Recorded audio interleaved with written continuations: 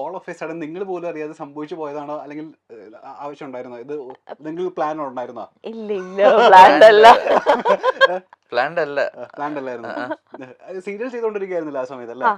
അപ്പൊ ഈ സീരിയലിന്റെ ഷൂട്ടൊക്കെ ആയപ്പോഴേക്കും കുറച്ച് പ്രോബ്ലം ആയിരുന്നു. തുടങ്ങിയില്ല?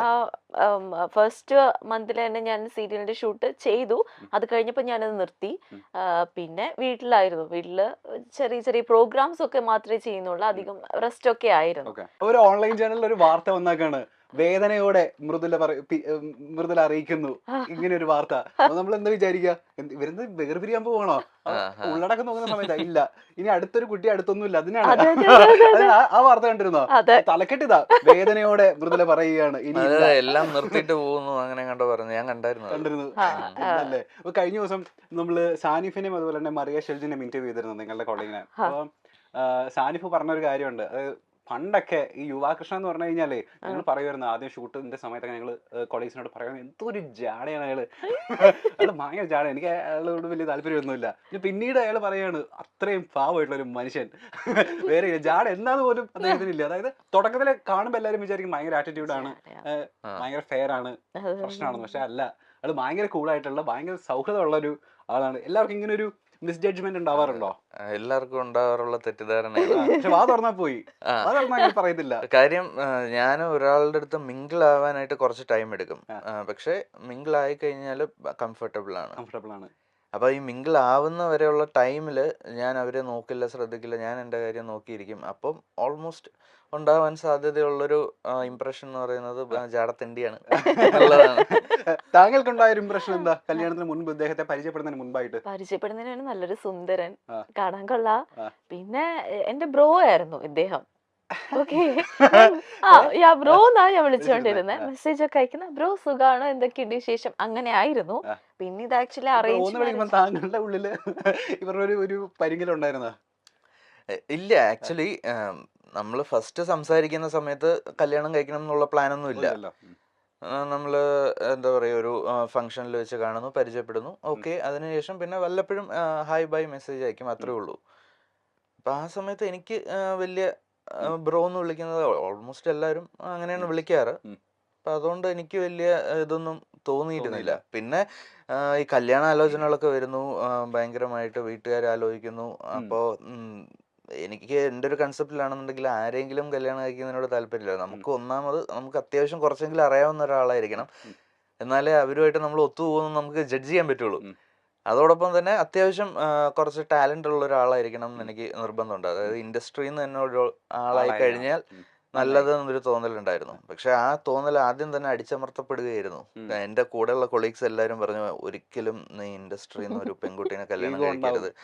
കല്യാണം കഴിച്ചു കഴിഞ്ഞാൽ ഈഗോ ഉണ്ടാവും, ഡിവോഴ്സ് ആവും. അതുകൊണ്ട് ഡിവോഴ്സ് ആണ് അതിന്റെ അവസാനം, അല്ലാതെ വേറെ ഒന്നും നോക്കേണ്ട ആവശ്യമില്ല. നീ പുറത്തുനിന്ന് ഒരു കുട്ടീനെ നോക്കുന്നതാണ് നല്ലത്. ഓൾമോസ്റ്റ് എല്ലാവരും അത് തന്നെയാണ് പറയാറ്. കാര്യം എന്ന് വെച്ച് കഴിഞ്ഞാല് കാണുന്ന ന്യൂസസും എല്ലാം അതുപോലെ ആയതുകൊണ്ട് എല്ലായിടത്തും ഡിവോഴ്സ് ഉണ്ട്. പക്ഷെ ഇത് ഇൻഡസ്ട്രിയിൽ നിൽക്കുന്ന ആൾക്കാർ കുറച്ചൊരു ഫെയിം ഉള്ളത് കൊണ്ട് ബാക്കിയുള്ളവരിലേക്ക് അറിയുന്നു, അത്രേ ഉള്ളൂ വ്യത്യാസം. അപ്പൊ എനിക്ക് ആ കൺസെപ്റ്റിനോട് എനിക്ക് യോജിക്കാൻ പറ്റിയിട്ടില്ല. നമുക്ക് വേവ് ലെങ്ത് ഉള്ള ഒരാളെ കിട്ടിക്കഴിഞ്ഞു കഴിഞ്ഞാൽ അയാൾ സെയിം ഇൻഡസ്ട്രി ആണോ അല്ലയോ എന്നുള്ളത് ബാധകമല്ല. ഈഗോ ഒക്കെ നമുക്ക് അഡ്ജസ്റ്റ് ചെയ്ത് കൊണ്ടുപോകുന്നതേ ഉള്ളൂ. അപ്പൊ അതുപോലെ തന്നെ ഇങ്ങനെ സംഭവിച്ചു പോകുന്നുണ്ട് ഇപ്പൊ. മൃദുല, ഞാൻ ചോദിക്കട്ടെ, ഇപ്പൊ ബിഫോർ ആൻഡ് ആഫ്റ്റർ ഇംപ്രഷൻ വന്ന മാറ്റം എന്താണെന്ന് ചോദിച്ചാൽ എന്താ പറയാ? അതായത് മുന്നേ നമ്മൾ വിചാരിച്ചു വെച്ചിരുന്ന കുറെ കാര്യങ്ങൾ ഉണ്ടായിരിക്കുമല്ലോ കല്യാണത്തിന് മുൻപ്, കല്യാണത്തിന് ശേഷം ഉണ്ടായ ഇംപ്രഷൻ എന്തൊക്കെയാ? മുന്നേ ഉണ്ടായിരുന്ന ഇംപ്രഷൻ എന്തായിരുന്നു? ലൈക്ക് ആളെ പറ്റിയിട്ടാണോ? ആളെ പറ്റിയിട്ട് ഇതേപോലെ ഈ ജാട എന്നുള്ളത് ജാടയാണല്ലോ എന്നുള്ളൊരു തോന്നലുണ്ടായിരുന്നു. പിന്നെ കല്യാണം കഴിഞ്ഞതിന് ശേഷം ആളെ കൂടുതൽ മനസ്സിലാക്കാൻ പറ്റി. അതാണ് ലൈക്ക് ഭയങ്കര ലവബിൾ ആയിട്ടുള്ള ഒരാളാണ്, ഭയങ്കര കൂളാണ്, എത്ര ദേഷ്യപ്പെട്ടാലും തിരിച്ച് റിയാക്ട് ചെയ്യില്ല. സോ അതുകൊണ്ട് എനിക്ക് പറയാം, എന്തും ഭയങ്കര കൂളായിട്ട് ഇതങ്ങ് എടുക്കും. അതൊക്കെ തന്നെയാണ് ആക്ച്വലി കൂടുതൽ മനസ്സിലാക്കാൻ പറ്റി. മറ്റേ ജാഡ എന്നുള്ള ആ ഒരു ഇംപ്രഷൻ മാറിയിട്ട് അതല്ല ക്യാരക്ടർ എന്നുള്ളത് മനസ്സിലായി. അണ്ടർസ്റ്റാൻഡിങ് പീപ്പിൾ ആയി നിങ്ങൾ. ഇപ്പൊ മൃദുലേനെയും ഈ പറയുന്ന പോലെ യുവേനെ നമുക്ക് എല്ലാവർക്കും ഇഷ്ടമായി തുടങ്ങിയതുണ്ടല്ലോ സ്റ്റാർ മാജിക്കിന് വന്നതിന് ശേഷമാണ്. നിങ്ങളുടെ പേഴ്സണാലിറ്റി എന്താണെന്നും ഒക്കെ മനസ്സിലായത് നമുക്ക് അങ്ങനെയല്ല. നിങ്ങളുടെ ടാലന്റ് എന്താണെന്നും ഞാൻ ഇപ്പൊ യൂട്യൂബിൽ നോക്കിയപ്പോൾ ഒരു വീഡിയോന്, ഒരു പെർട്ടിക്കുലർ വീഡിയോന്, മൃദുലയുടെ പെർഫോമൻസ് ഉള്ള ഒരു വീഡിയോന് 8.3 മില്യൺ വ്യൂസ് പോയേക്കുന്ന വീഡിയോ. അതായത് എനിക്ക് തോന്നുന്നു ഏറ്റവും കൂടുതൽ വ്യൂസ് പോയത് സ്റ്റാർ മാജിക്കിന്റെ ആ പെർട്ടിക്കുലർ വീഡിയോനായിരിക്കും. സ്റ്റാർ മാജിക്കിന്റെ ഒരു റെക്കോർഡ് തകർത്ത നായികയാണ്. യുവയെ മോശമല്ല, പിന്നീടാണ് യുവയ്ക്ക് ഇങ്ങനെ ഒരു കഴിവുണ്ട്. മെയ്ഡ് ഫോർ ഈച്ച് തരാണ്. ഞാൻ മിമിക്രി ഇവർ രണ്ടുപേരും തോളോട് തോള് നിൽക്കുന്ന കപ്പിളാണെന്ന് നമ്മൾ പിന്നീടാണ്. ഇപ്പോഴേ ഞാൻ ചെറിയൊരു ടാസ്ക് തന്നു കഴിഞ്ഞാൽ ആരെങ്കിലും നമ്മളുടെ വീഡിയോ ഒന്ന് മില്യൺ അടിക്കാൻ വേണ്ടിട്ട് ഒന്ന് ആരെയൊക്കെ നമുക്ക് ചെയ്യാൻ പറ്റും. ഇപ്പൊ ഈ പറഞ്ഞ പോലെ സ്റ്റാർ മാജിക്കിൽ വന്നതിന് ശേഷം ഒരുപാട് പേർക്ക് ഇപ്പൊ ഫാൻ ഫോളോയിങ്സ് കൂടിയിട്ടുണ്ട്. ഇപ്പൊ അനു ആയിക്കോട്ടെ, ലക്ഷ്മി നക്ഷത്ര ആയിക്കോട്ടെ, ബിനു അടിമാലി ആയിക്കോട്ടെ. ആരാണ് ആദ്യം അനുവിനെ ഈ പറയുന്ന ഈ മൊമെന്റിൽ നമുക്ക് ഇത് കാണിക്കാൻ പറ്റുമോ?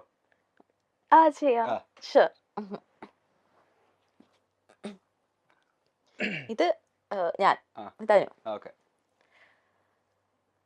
എന്തിരടി നീ പറയണത്? കുറെ നേരമായിട്ട് ഞാൻ നോക്കുന്നുണ്ടടി. നീ നീ നീ ഇത് കണ്ട? ഈ ഫോട്ടോ നീ കണ്ട? അയ്യോ എന്ത് നല്ല രസമുണ്ടല്ലേ!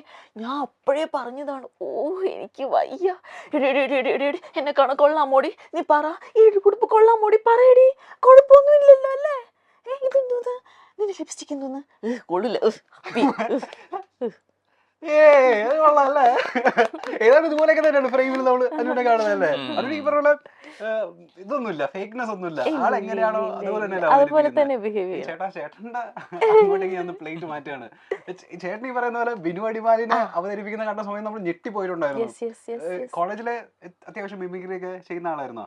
കോളേജിൽ ഡിഗ്രിക്ക് പഠിച്ചുകൊണ്ടിരുന്ന സമയത്ത് ഇതേപോലെ കോമ്പറ്റീഷൻ, കോളേജ് ലെവലിലുള്ള കോമ്പറ്റീഷൻ, ആർട്സ് ഫെസ്റ്റിനൊക്കെ ചെയ്യുമായിരുന്നു. പ്രൈസ് വാങ്ങിക്കുമായിരുന്നു. ഇതറിയായിരുന്നോ? കല്യാണത്തിന് മുന്നേ അറിയാം. അന്ന് അവതരിപ്പിച്ചപ്പോഴാണ് ആദ്യമായിട്ട് അറിയുന്നത്. ആണല്ലേ? ഓ ചേട്ടാ. അതിനുശേഷം പിന്നെ പ്രാക്ടീസ് അങ്ങനെയൊന്നും ഇല്ലായിരുന്നു. അന്ന് എന്തോ അങ്ങനെ തോന്നി, കുറച്ച് സൗണ്ടുകളൊക്കെ ചെയ്തപ്പോൾ ഓക്കെ ആയിട്ട് തോന്നി. അങ്ങനെ പിന്നെ കയറി പെർഫോം ചെയ്തതാണ്. അപ്പൊ ഞാൻ ചോദിക്കട്ടെ, മിമിക്രി ഉണ്ട്, മാജിക് ഉണ്ട്, മെന്റലിസം ഉണ്ട്, ഡാൻസ് ഉണ്ട്, പാട്ടുണ്ടെന്ന് ആരോ പറയുന്നത്? പാട്ടുണ്ട്. സകലവല്ലഭൻ. എന്താ ചെയ്യാ? ഡാൻസ് അത്രക്കില്ല. റീൽസിലൊക്കെ നമ്മള് ഡാൻസ് കളിച്ച് ഏതൊരു കൊറിയോഗ്രാഫറിന്റെ കൂടെയുള്ള ഡാൻസ് ഒക്കെ നമ്മൾ കണ്ടിരുന്നു റീൽസില്. ഒന്നും മോശമല്ല. ഇപ്പൊ നമ്മൾ ആരെയാ ചെയ്യാൻ പോകുന്നത്? ഇപ്പൊ ബിനിച്ചേട്ടന് ചെയ്യാം, നന്നായിട്ട് ചെയ്യും. ബിനിച്ചേട്ടൻ, നോബിച്ചേട്ടൻ അവരൊക്കെ അത് മതി. ഓക്കെ ഓക്കെ, ജസ്റ്റ് ഒന്ന് ട്രൈ ചെയ്ത് നോക്കാം. അത്രേ ഉള്ളൂ. എന്റെ പൊന്നടാവേ, ഞാനവിടെ വന്ന് ഇരിക്കുമ്പോണ്ടല്ലോ ഇന്റർവ്യൂവിന്, എന്റെ എതിരെ എന്നെ പോലെ വേറൊരുത്തൻ. അപ്പൊ ഞാൻ ആലോചിക്കുക, ഇവനിത് ഇവിടെ നിന്നാടാ എന്റെ പൊന്നെ വന്നതെന്ന്. ഇങ്ങനെയൊക്കെ പറഞ്ഞിട്ട് പരിപാടിയും ചെയ്തിട്ട് പോവാനായിട്ട് പറ്റുമോ? നീക്കൊന്ന് ആലോചിച്ച് നോക്കിയത് ഇവിടെ എന്താ സംഭവം നടക്കണേന്ന്. എന്നെ പൊന്നടവേ, ഒരു രക്ഷയില്ല. ബിനുചേട്ടന് മുമ്പില് പെർഫോം ചെയ്തിട്ടില്ലേ? ഇത് ബിനുചേട്ടൻ എല്ലാവരെയും ഈ പറയുന്ന പോലെ കോമഡി കളിച്ചിട്ട് മറ്റേ ഇൻസൾട്ട് ചെയ്യുന്ന ആളാണല്ലോ. ഈ ചേട്ടന്റെ മുൻപില് ഈ സാധനം അവതരിപ്പിച്ച സമയത്ത് ചേട്ടന്റെ റെസ്പോൺസ് എന്തായിരുന്നു? പുള്ളി ഡയറക്റ്റ് ആയിട്ട് കേട്ടിട്ടില്ലെന്ന് തോന്നുന്നു. പുള്ളി ഇല്ലാത്തൊരു എപ്പിസോഡിലായിരുന്നു ഞാൻ പെർഫോം ചെയ്തത്. അതിനുശേഷം പിന്നെ പുള്ളി ഒന്ന് പറഞ്ഞ കൊള്ളായിരുന്നു കേട്ടോ. ഇനി ആരാ നോബി ചേട്ടൻ ചെയ്യാൻ പറ്റുമോ? നോബി ചേട്ടൻ്റെ എനിക്ക് ഓർമ്മയില്ല, മൈൻഡിൽ നിന്ന് പോയി ആ സാധനം. വേറെ ആരെയൊക്കെ ചെയ്യുമ്പോ? അല്ലാതെ നമുക്ക് മറ്റേ ഫിലിമിലൊക്കെ ഉള്ള കുറച്ച് ആൾക്കാരുടെ ഒക്കെ